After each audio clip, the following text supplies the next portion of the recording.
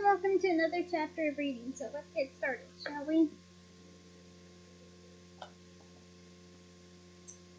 Chapter 13, The Muggle-Born Registration Commission.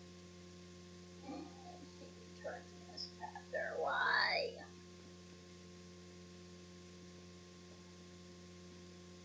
Ah, Mafalda, said Umbridge, looking at Hermione. Traverse second, just... Yeah. Sweet Hermione.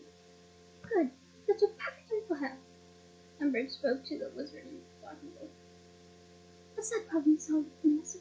If Mafalda can be spared for record keeping, we shall be able to start straight away.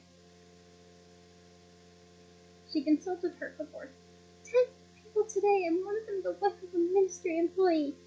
Tut, tut. Even here, in the heart of the ministry. She stepped into the lift beside Hermione, as did the two wizards who had been listening to Umbridge's conversation with the minister. Go straight down, Mafalda. You'll find everything you need in the courtroom. Good morning, Albert. Are you getting out? Things are cold, said Harry in Runcorn's deep voice. Harry stepped out of the lift. The Golden Girls plane shut behind him. Glancing over his shoulder, Harry saw Hermione's anxious face sinking back out of sight. A tall wizard on either side of her, Umbridge's velvet hair bow level with her shoulder. What brings you up here, Runcorn? Asked the new Minister of Magic.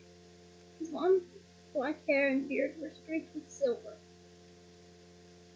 and a great overhanging forehead shadowed his glinting eyes, putting Harry in the mind of a crab looking out from beneath a rock.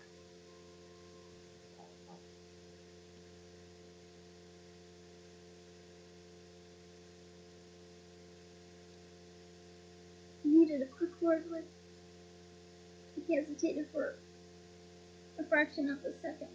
Arthur Weasley. Someone said he was a vulnerable one.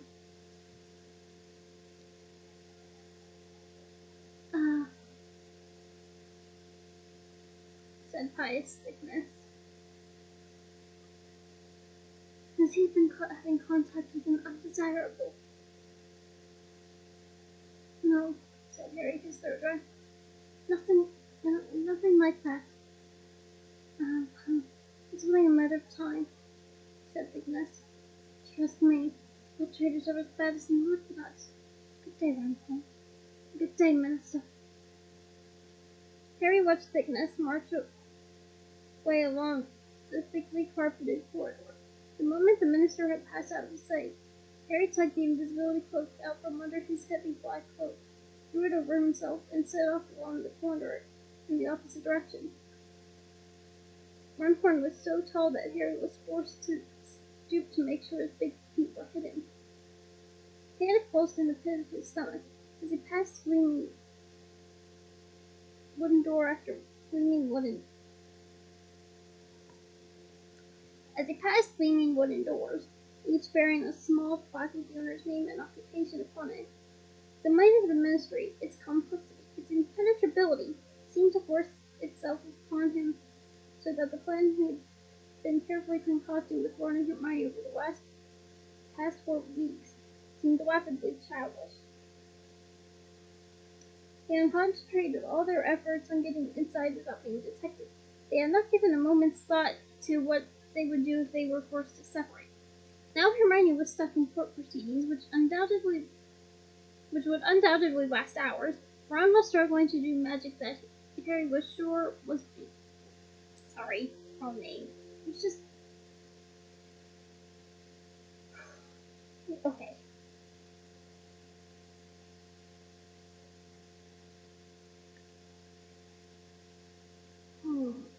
I woke up from a nap, so everything's still muddled, I guess.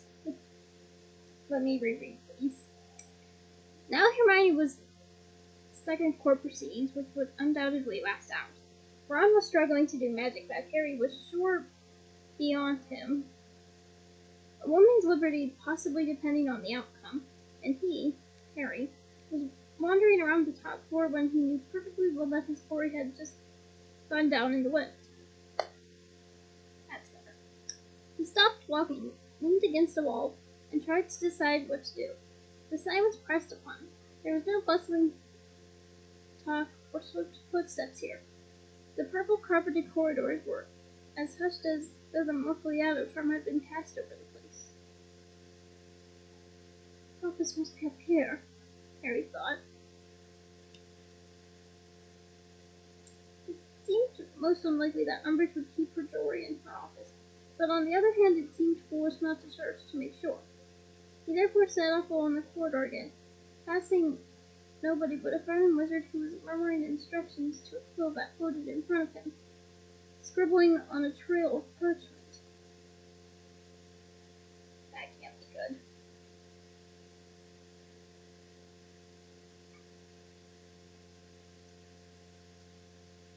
Now paying attention to the names on the doors, Harry turned a corner.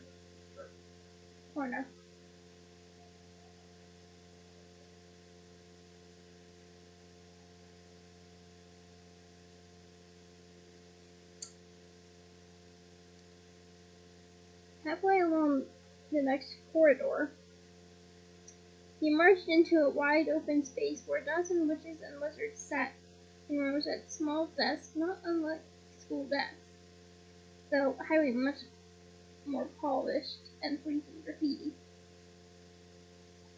Harry paused to watch them, for the effect was quite mesmerizing.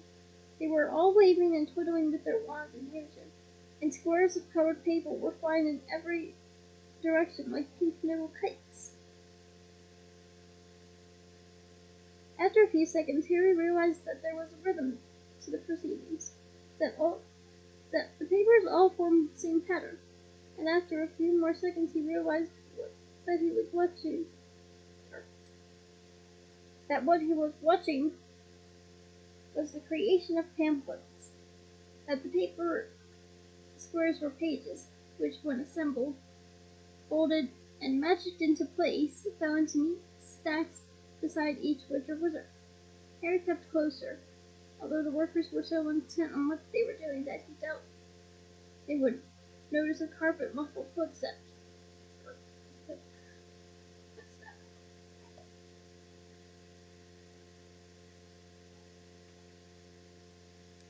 And he switched a completed pamphlet from the pile beside a young witch. He examined it beneath the devoted cloak. Its pink cover was emblazoned with a golden title, Mudbugs, and the dictators they posed to a peaceful Kilpat society.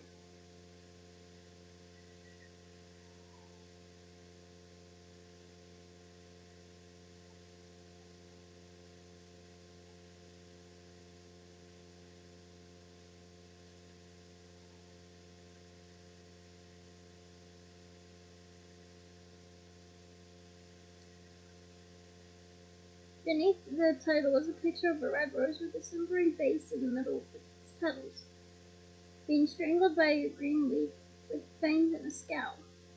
A very Frida Kahlo-esque. And I mean that. I love Frida Kahlo's work. She's just brilliant. I love her. My favorite painting from her would be the two Fridas. I resonated a lot with it growing up, and there are times I still do. So, yeah, definitely check that out. There was no author's name upon the pamphlet, but again, the scars on the back of his right hand seemed to tingle as he examined it. Then the young witch beside him confirmed his suspicion as he said, still waving and twirling her wand, "Was it all had been interrogating Mudbugs all day, does anyone know?" Careful. Spider glancing around nervously and fell to the floor. "Oh, has she got investigators as well as I now?" The witch glanced toward the shining mahogany door facing this space full of pamphlet makers. Harry looked too, and rage reared in him like a snake. Where there might have been a peephole on a muggle front door, a large round eye with a bright blue iris had been set into the wood. An eye that was shockingly familiar to anybody who had known Alistair Moody. For a split second, Harry forgot where he was and what he was doing there. He even forgot that he was invisible. He strode straight over to the door to examine the eye. It wasn't moving. It gazed blindly upward, frozen. The plaque beneath it read, Dolores Umbridge, Senior Undersecretary to the Minister. Below that, the slightly shinier new plaque read, Head of the Muggle-Born Registration Commission. Harry looked back at the dozen pamphlet makers. Though they were intent upon their work, he could hardly suppose that they would not notice if the door of an empty office opened in front of them. He therefore withdrew from an inner pocket an odd object with no waving legs and a rubber bolt horn for a body. Crouching down beneath the cloak, he placed the decoy detonator on the ground. It scuttled away at once through the legs of the witches and wizards in front of him. A few moments later, during which Harry waited with his hand upon the doorknob, there came a loud bang, and a great deal of acrid black smoke billowed from a corner. The young witch in the front row shrieked. Pink pages flew everywhere, as she and her fellows jumped up, looking around for the source of the commotion. Harry turned the doorknob, stepped into Umbridge's office, and closed the door behind him. He felt that he had stepped back in time. The room was exactly like Umbridge's office at Hogwarts. Lace draperies, dollies, and dried flowers covered every available surface. Yeah, that would be a sense of deja vu. That's right for already seen, by the way.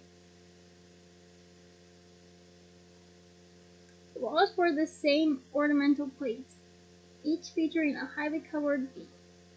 Ribboned kitten, gambling and frisking around with sickening cuteness. I said it in order of the Phoenix. I'm going to say it again in Deathly Hallows. She puts pink and cats to a bad name. Behind Mad Eye's eye, a telescopic attachment enabled Umbridge to spy on the workers on the other side of the door.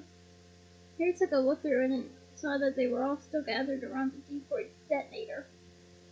He launched the telescope out of the door, leaving a hole behind, and pulled the magical eyeball out of it and placed it in his pocket. Then he turned to face the room again, raised his wand, and murmured, Accio Rocket. Nothing happened, but he hadn't expected it to. No doubt Umbridge knew about protective charms and spells. He therefore hurried behind her desk and began pulling open drawers. He saw quills, notebooks, and spell tape, enchanted paper clips that coiled snake-like from their door and had to be beaten back, a fussy little lace box full of spare hairbows and clips, but no sign of the locket. There was a filing cabinet behind the desk. Harry opted to search it. Like Filch's filing cabinets at Hogwarts, it was full of folders. Not easy to say. Each labeled with a name. It wasn't until Harry reached the bottommost drawer that he saw something to distract him from his search. Mr. Weasley's file. He pulled it out and opened it. Arthur Weasley, blood status, pure blood, but with unacceptable pro-Muggle immunities. No member of the Order of the Phoenix.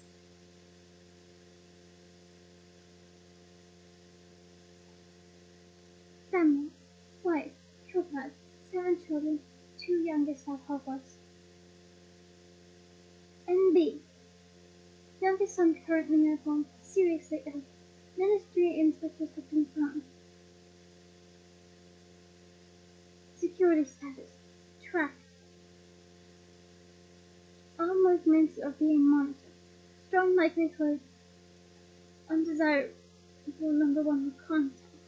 Has stayed in with Weasley family previously. Undesirable number 1. Harry muttered under his breath as he replaced Mr. Lee's folder and shut the drawer.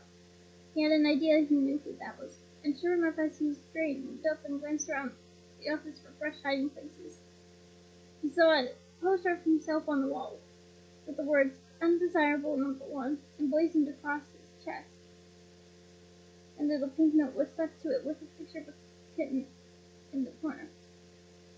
Harry moved across to read it and saw that Umbridge had written, "To be punished." Angrier than ever, he proceeded to throw up in the bottoms of the vases and baskets of dry flowers, but wasn't at all surprised that the locket wasn't there. He gave the office one last sweeping look, and his heart skipped a beat. Dumbledore was staring at him from a small rectangular mirror propped up on a bookcase beside the desk.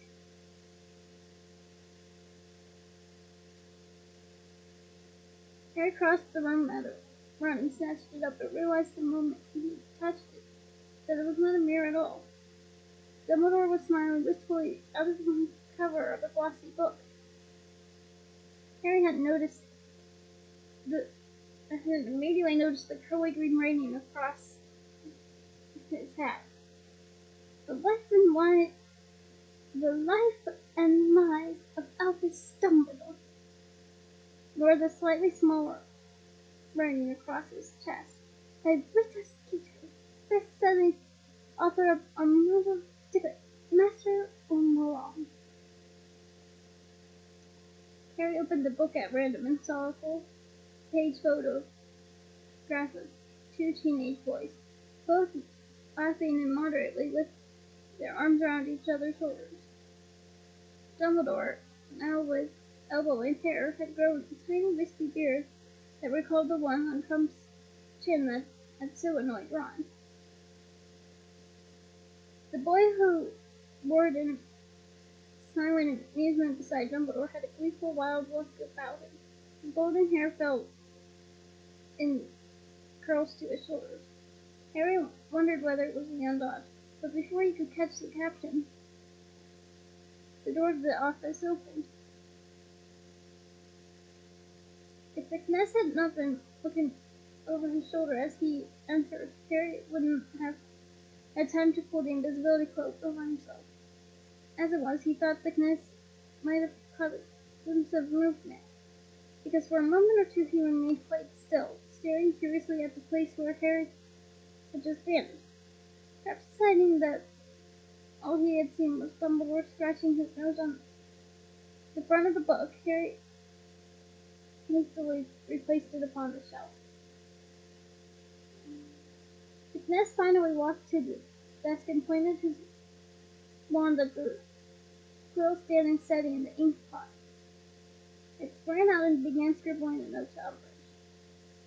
Very slowly, hardly daring to breathe, Harry backed out of the office into the open area beyond.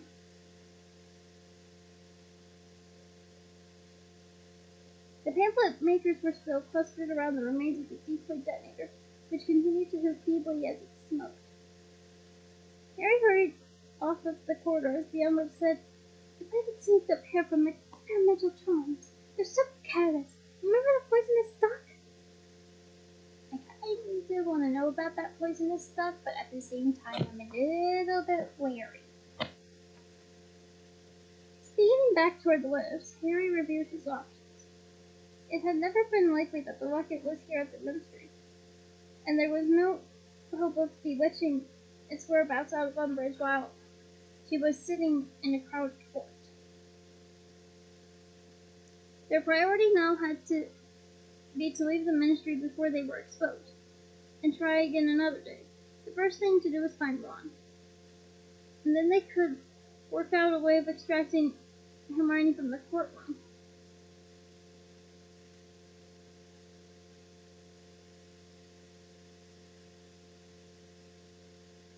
The lift was empty when it arrived. Harry jumped in and pulled off the invisibility cloak as it started to descend. To his enormous relief, when it rattled to a halt at level 2, a soaking wet and wide-eyed Ron got in. "Morning," he stammered to Harry as the lift set off again. "Ron, it's me, it's Harry." "Harry, I forgot what you look like. Why isn't Hermione with you?" She escorted him to the courtroom with Umbridge. But before Harry could finish, the lift had stopped again. The doors opened and Mr. Weasley walked inside. He was talking to an elderly witch whose blonde hair was teased so high it resembled an anthill. "I get what you're saying, Wakanda, but I'm afraid I cannot be party to." Okay, Wakanda forever!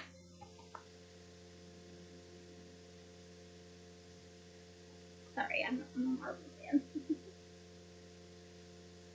And that's like the first thing that pops in my head. Moving on. Mr. Weasley broke off. He had noticed Harry. It was very strange to have Mr. Weasley glare at him with that much dislike. The lift doors closed and the four of them trembled downward once more. "Oh, hello, Rex," said Mr. Weasley, looking around at the sound of steady dripping from Ron's robes. "What? You're questioning today. What's happened to you? Why are you so wet?" "It's his office," said Ron. He dropped Mr. Weasley's shoulder, and Harry felt sure that he was scared that his father might recognize him if they looked directly into each other's eyes. "I couldn't stop it, so they sent me to get Bunny. Housework, I think he said. Yes, a lot of offices have been raining lately," said Mr. Weasley. "Did you try mediocre Jinx Picanto? It worked for Blacksnake." "Mediocre Jinx Picanto?" whispered Ron. "No, I didn't. Thanks, Hopper." The lift doors opened. The old witch with the anthill hair left, and Ron darted past her out of sight. Harry made to follow him, but found his path blocked as Percy easily strode into the lift, his nose buried in some papers he was reading. Not until the doors had clanged shut again did Percy realize he was in a lift with his father. He glanced up, saw Mr. Weasley, turned radish red, and left the lift the moment the doors opened again. For the second time, Harry tried to get out, but this time found the way blocked by Mr. Weasley's arm.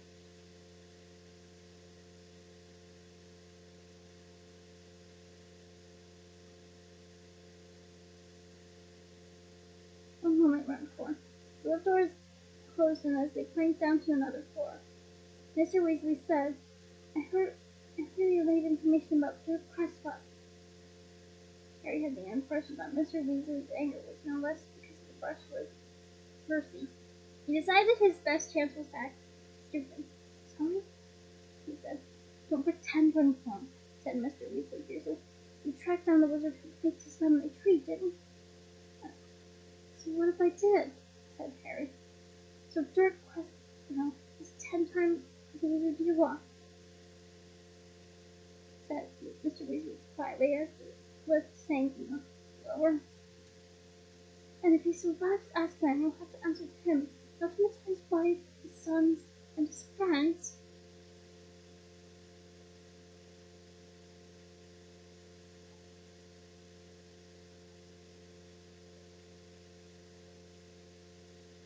"Arthur," Harry interrupted, "you know you're being tracked, don't you?"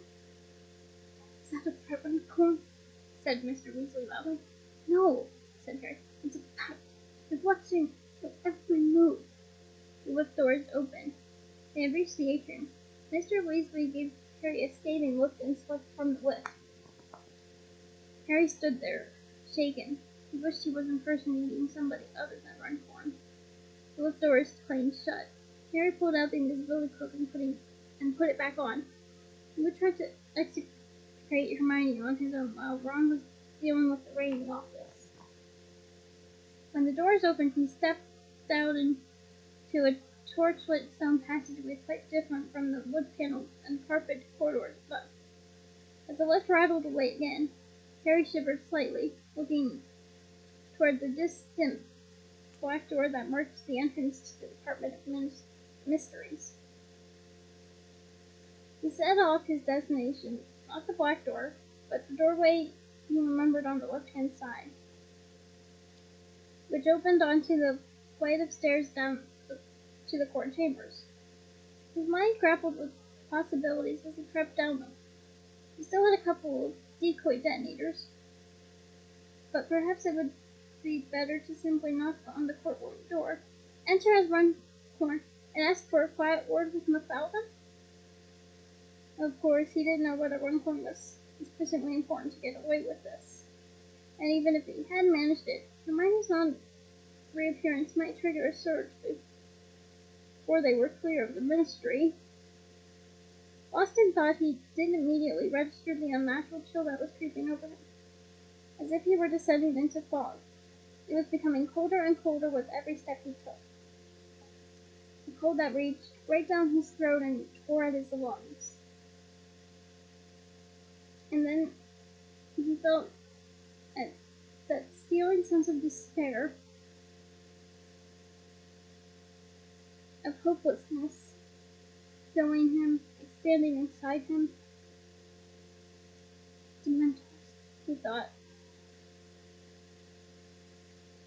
And as he reached the foot of the stairs and turned to his right, he saw a dreadful scene. The dark passage outside the courtrooms was packed with tall, black-hooded figures, their faces completely hidden, the ragged breathing the only sound in the place. The petrified muggle-borns brought him for questioning sat huddled and shivering hard on the wooden benches. Most of them are hiding their faces in their hands, perhaps in an exhaustive attempt to shield themselves from the Dementors' greedy mouths. Some of them were accompanied by families, others sat alone. The Dementors were gliding up and down in front of them, and the cold hopelessness, despair of the place laid themselves upon Harry like a curse. Fight it, he told himself. But he knew that he couldn't conjure a patronus here without revealing himself instantly. So he moved forward as silently as he could. And with every step he took, none seemed to steal over his brain. But he forced himself to think of Ron and Hermione, who needed him. Moving through the towering black figures was terrifying. The eyeless faces hidden beneath their hoods turned as he passed, and he felt sure that they sensed perhaps a human presence that still had some hope, some resilience. And then abruptly and shockingly amid the frozen silence, one of the dungeon doors on the left of the corridor was flung open and screams echoed out of it. No, I'm half-blood! I'm half-blood, I tell you! My father was a wizard! He was! Look him up! R.K. Elton! He's a well-known broomstick designer! Look him up! I tell you, get your hands off me! Get your hands off!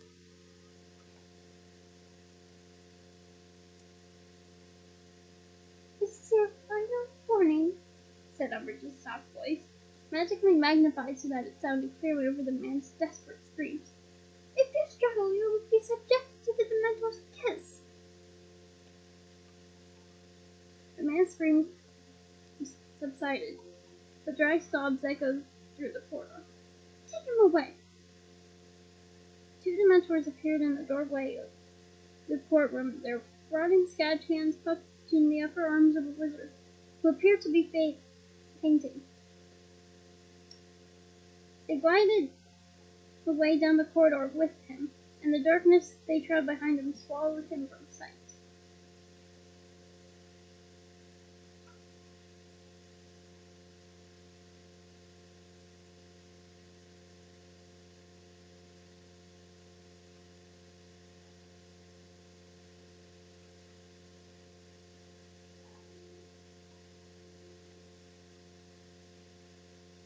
Next, Mary Cattermole.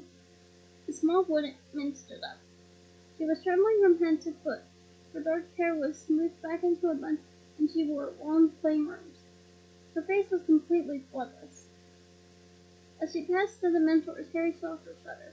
He did it instinctively, without any sort of plan, because he hated the sight of her walking alone into the dungeons. As the door began to swing closed, he slipped into the courtroom behind her. It was not the same room in which he had once been interrogated for improper use of magic.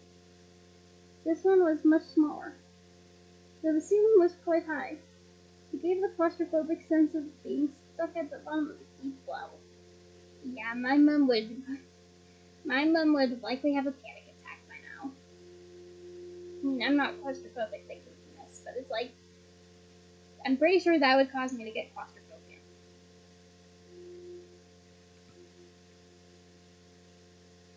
There were more Dementors in here, casting their freezing aura over the place. They stood like faceless sentinels in the corners farthest from the high raised platform. Here, behind a balustrade, sat Umbridge, with Yaxley on one side of her, and Hermione, quite as white-faced as Mrs. Cattermole, on the other. At the foot of the platform, a bright, silver, long-haired cat prowled up and down, and Harry realized that it was there to protect the prosecutor from the despair that emanated from the Dementors. That was for the accused to feel, not the accuser.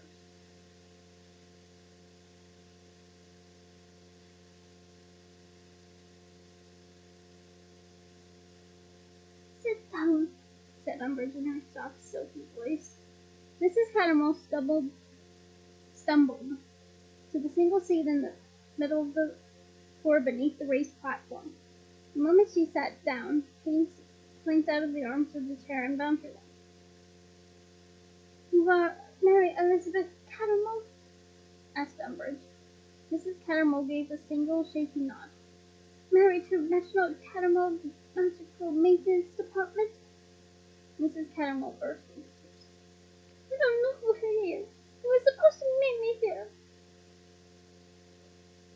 Umbridge ignored her. "Mother to Maisie Elliot Alfred Cattermole." Mrs. Cattermole sobbed harder than ever. "They're frightened. They think I might not come home." "Spare us," spat Yaxley. "The blood of mudbloods do not stir our sympathies."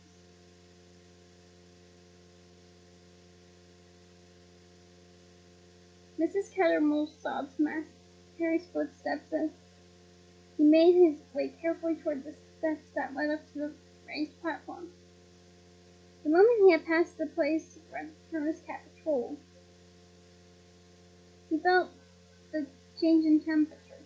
It was warm and comfortable here. The pureness, he was sure, was Umbridge's, and it glowed brightly because she was so happy here, in her element, upholding the twisted law she helped to write.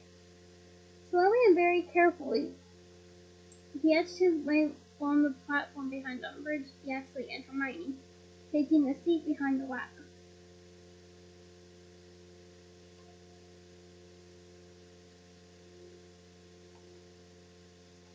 He was worried about making Hermione jump. He even thought of casting the mostly out of charm upon Umbridge and Yaxley, but even murmuring the word might cause Hermione alarm. Then Umbridge raised her voice to address Mrs. Cattermole, and Harry seized his chance. "I'm behind you," he whispered into Hermione's ear. As he had expected, she jumped so violently, she nearly overturned a bottle of ink with which she was supposed to be recording the interview. But both Umbridge and Yaxley were concentrating upon Mrs. Cattermole, and this went unnoticed.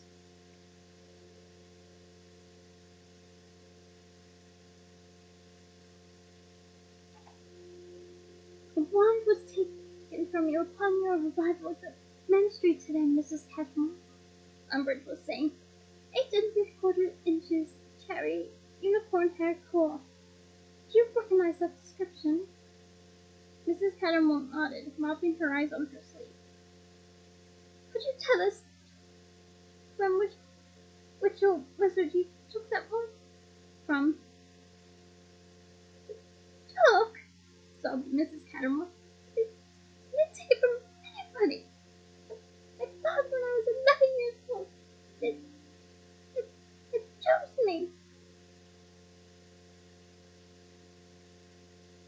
cried harder than ever. Umbridge laughed a soft, girlish laugh that made Harry want to attack her. She leaned forward over the barrier, the better to observe her victim, and something gold swung forward too, and dangled over the void. The locket. Hermione had seen it. She let out a little squeak, but Umbridge and Yaxley, still intent upon their prey, were deaf to everything else.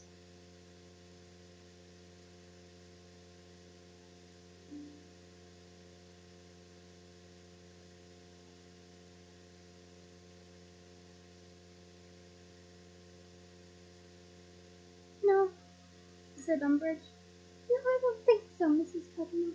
I'm only choose witches or wizards. You are not a witch. I haven't responded to the questionnaire that was sent to you here without a present to me. Umbridge held out a small hand. She looked so toad-like that, at that moment, that Harry was quite surprised to not see webs between her stubby fingers. Hermione's hands were shaking with shock. She fumbled in a pile of documents balanced on the chair beside her, finally withdrawing a sheet of parchment with Mrs. Cattermole's name on it. It's pretty, Dolores, she said, pointing at the pendant gleaming in the ruffled folds of Umbridge's blouse. What? Snapped Umbridge, glancing up. Oh, yes, an old family heirloom, she said, patting the locket lying on her large bosom. The S stands for Selwyn. I'm related to the Selwyns. Indeed, there are few pure-blood families to whom I'm not related. A pity, she continued in a louder voice, flickering through Mrs. Cattermole's questionnaire, that the same cannot be said for you, parents professionals, greengrocers. He actually laughed jeeringly, while the fluffy silver cat trolled up and down, and the Dementor stood waiting in the corners. It was Umbridge's lie that brought the blood surging into Harry's brain and liberated his sense of caution. That the locket she had taken as a bribe from a petty criminal was being used to bolster her own pure-blood credentials. And fun little tidbit, she's actually a half-blood. Just thought I would let everybody know that. He raised his wand, not even troubling to keep it concealed beneath the invisibility cloak, and said, "Stupefy!" There was a flash of red light. Umbridge crumpled and her forehead hit the edge of the balustrade. Mrs. Cattermole's papers slid off her lap onto the floor, and down below the frowning silver cat vanished. Ice-cold air hit them like an oncoming wind. Yaxley, confused, looked around where the source of the trouble and saw Harry's disembodied hand and wand pointing at him. He tried to draw his own wand, but too late. Stupefy! Yaxley slid to the ground and to lie curled on the floor. Harry, why did you think I was going to sit here and let her pretend? Harry, Mrs. Cattermole! Harry whirled around, throwing off the invisibility cloak. Down below, the Dementors had moved out of their corners. They were gliding toward the woman chained to the chair. Whether because the Patronus had vanished, or because they had sensed their masters were no longer in control, they seemed to have abandoned restraint. Mrs. Cattermole let out a terrible scream of fear, which I will not attempt, as a slimy, scabbed hand grasped her chin and forced her face back. Expecto Patronum! The silver stag soared from the tip of Harry's wand and leaped toward the Dementors, which fell back and melted into the dark shadows again. The stag's light, more powerful and more warming than the cat's protection, filled the whole dungeon as it cantered around and around the room.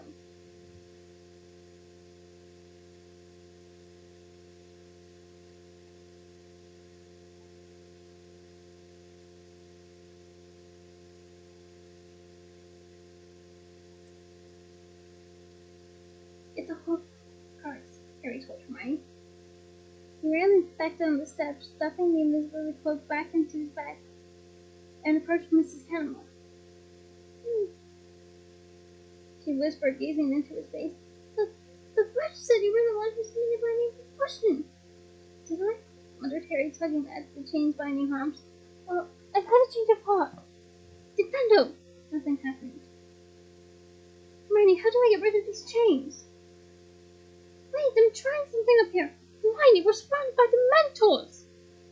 I know that, Harry, but if she wakes up and locket's gone, I need to duplicate it. Gemini! There, that should fool her. Hermione came running down the stairs. Let's see. Ignacio! The chains clinked and withdrew into the arms of the chair. Mrs. Cattermole looked just as frightened as ever before. I don't understand, she whispered. You're going to leave here with us, said Harry, pulling her to her feet. Go home, grab your children, and get out. Get out of the country if you've got to. Disguise yourselves and run. You've seen how it is. You won't get anything like a bad hearing here. Harry, said Hermione, how are we going to get out of here with all those Dementors outside the door? Patronuses, said Harry, and pointing his wand at his own. The stag slowed and walked, still gleaming brightly, toward the door. As many as we can muster. Do yours, Hermione. Expect a Patronum, said Hermione. Nothing happened. Sounds what she seemed to have trouble with, Harry told a completely bemused Mrs. Campbell. Unfortunately. Come on, Hermione. Expect a Patronum! A silver otter burst from the end of Hermione's wand and swam gracefully through the air to join the stag.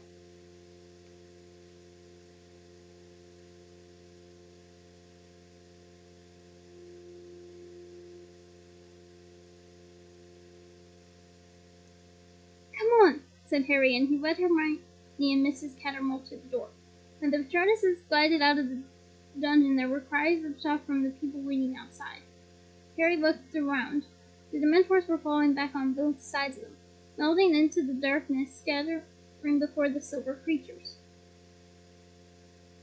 It's been decided that you should all go home and go into hiding with your families, Harry told the waiting Muggleborns, who were dazzled by the light of the Patronuses and still cowering slightly. Go abroad if you can. Just get well away from the Ministry. That's the new official position. Now, if you'll just follow the Patronuses, you'll be able to leave from the atrium. They managed to get up the stone steps without being intercepted, but as they approached the lifts, Harry started to have misgivings.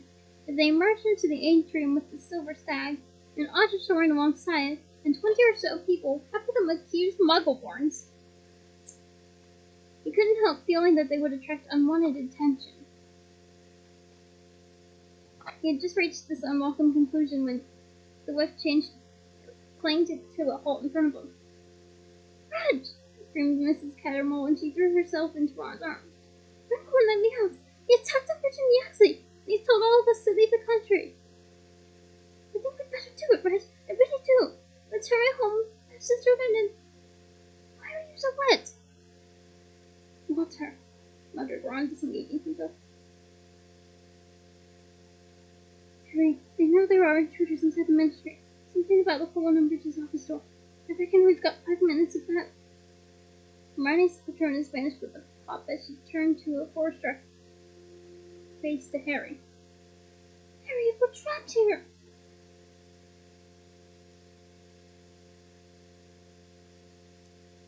We won't be if we move fast, said Harry. He addressed the silent group behind him, who were all gawping at him. Who's got wands? About half of them raised their hands. Okay, all of you who haven't got wands need to attach yourself to somebody who has. We need to be fast before they stop us. Come on. They managed to cram themselves into 2 webs. Harry's Patronus stood sentinel before the golden girls as they shut and the lips began to rise. Level 8, said the witch's cool voice. Atrium. Harry knew at once that they were in trouble. The atrium was full of people moving from fireplace to fireplace, sealing them off. Harry! Squeaked Hermione. What are we going to... Stop! Harry thundered, and the powerful voice of Runcorn echoed through the atrium. The wizard sealing the fireplace froze. "Follow me," he whispered to the group of terrified Muggleborns, who moved forward into a huddle, shepherded by Ron and Hermione. "What's up, Albert?" said the same balding wizard who had followed Harry out of the fireplace earlier. He looked nervous. "Just stop me so they can see the exits," said Harry with all the authority he could muster. The group of wizards in front of him looked at one another. "We've been told to seal all exits and not let anyone—" "Are you contradicting me?" Harry blustered.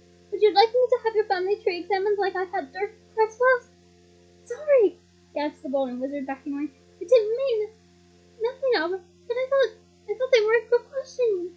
And their blood is pure," said Harry, and his deep voice echoed impressively through the hall. "Purer than many of yours, I dare say. Off you go," he boomed to the Muggleborns, who scurried forward into the fireplaces and began to vanish in pairs. The Ministry wizards hung back, some of them looking confused, others scared and resentful. Then, "Mary!" Mrs. Cattermole looked over her shoulder. The real Reg Cattermole, no longer vomiting but pale and wan, had just come running out of the lift. "Reg?" She looked from her husband to Ron, who swore loudly. The balding wizard gaped, his head turning ludicrously from one Reg Cattermole to the other. "Hey, what's going on? What is this?" "Seal the exit! Seal it!" Yaxley had burst out of another lift and was running toward the group beside the fireplaces, into which all of the Muggleborns but Mrs. Cattermole had now vanished. As the balding wizard lifted his own wand, Harry raised an enormous fist and punched him, sending him flying through the air. "He's been helping Muggleborns escape, Yaxley!" Harry shouted. The balding wizard's colleagues set up an uproar, under cover of which Ron grabbed Mrs. Cattermole, pulled her into the still open fireplace, and disappeared. Confused, Yaxley looked from Harry to the punched wizard, while the real Reg Cattermole screamed, "My wife! What was that with my wife? What's going on?" Harry saw Yaxley's head turn, saw an inkling of the truth dawn in that Birch's face. "Come on!" Harry shouted at Hermione. He seized her hand and they jumped into the fireplace together as Yaxley's curse sailed over Harry's head. They spun for a few seconds before shooting up out of the toilet into a cubicle. Harry flung open the door. Ron was standing there beside the sink, still wrestling with Mrs. Cattermole. "I just don't understand. Go. I'm not your husband. You've got to go home." There was a noise in the cubicle behind them. Harry looked around. Yaxley had disappeared. "Let's go!" Harry yelled. He seized Hermione by the hand and Ron by the arm and turned on the spot. Darkness engulfed them, but along with the sensation of compressing hands. But something was wrong. Hermione's hand seemed to be sliding out of his grip. He wondered whether he was going to suffocate. He could not breathe or see, and the only solid things in the world were Ron's arm and Hermione's fingers, of which were slowly slipping away. And then he saw the door of number 12 Grimmauld Place, with its serpentine knocker. But before he could draw breath, there was a scream and a flash of purple light. Hermione's hand was suddenly vice-like upon his, and everything went dark again. And that is the end of this chapter. Join me next week for chapter 14, 15. Until then, bye!